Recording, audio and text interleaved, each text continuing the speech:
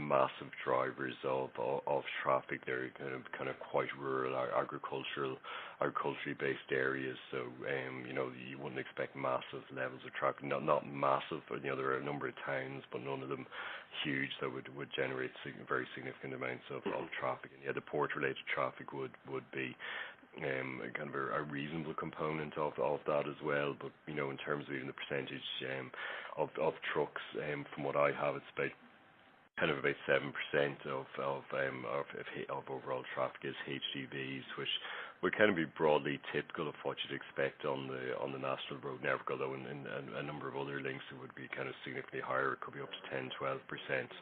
And obviously the toll price varies significantly by vehicle type.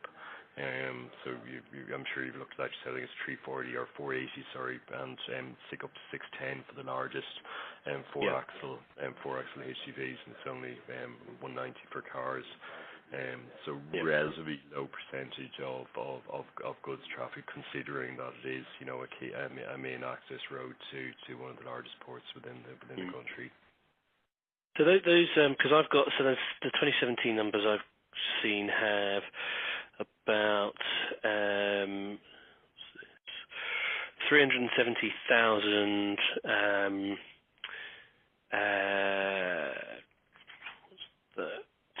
total HGV traffic for 2017. So on your ADT, you're at kind of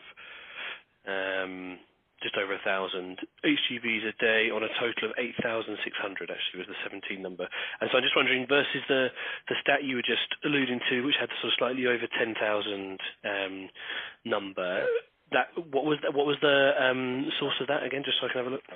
That's TII, Transport Infrastructure Ireland's website. They have automatic traffic counters on throughout the national road network, but they don't have the data on toll roads themselves. So what you're quoting, I think, is the data for the toll road itself. So this is just to the west of where the toll road ends, kind of heading towards Dungarvan. So slightly higher. So this, I'm quoting kind of 10,700, of which 7% are HGVs. That'll be about 700, 800 HGVs per day. So multiply that by probably equivalent figure to what you have. So slightly higher traffic volumes. We expect all of the toll itself. People are going to turn off if they're heading into Waterford. They're going to turn off before they get to the toll itself, rather than paying it and turning into the city afterwards.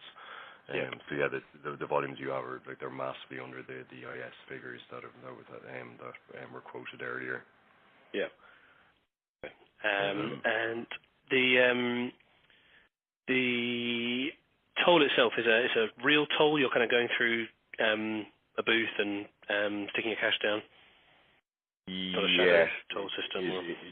No, it's definitely not a shadow toll. No, definitely not. It's definitely a real toll. I'm just trying to remember from my previous experience of using it. I think there may be a tag kind of linked into kind of a Consus tag, whereby you don't actually have to physically pay cash, but it is actually a real toll that you actually pay. Yes, absolutely.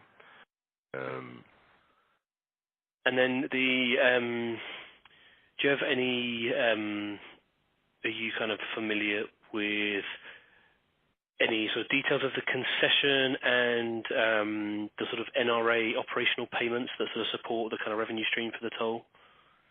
Not massively so, but I with all of these toll roads, generally there's kind of a revenue guarantee. So if traffic falls below a certain level, that the gap will be plugged by TII, effectively by the state. So I'm not sure where that what that traffic level was actually set at, and whether payments have been made in this instance. Like, I do know that I said that the traffic volumes are well below forecast, so I wouldn't be surprised at all if whoever was awarded the concession, first of all, if they didn't, if that wasn't part of the agreement to cover themselves. But obviously it has been very much a distressed asset for a number of years. So perhaps that threshold was set substantially too high, and that or at the wrong level, so that those payments haven't actually kicked in, or haven't kicked in to the extent that would compensate the concession holder for the very low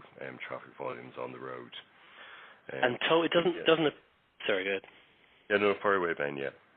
I was just going to say, it doesn't appear that the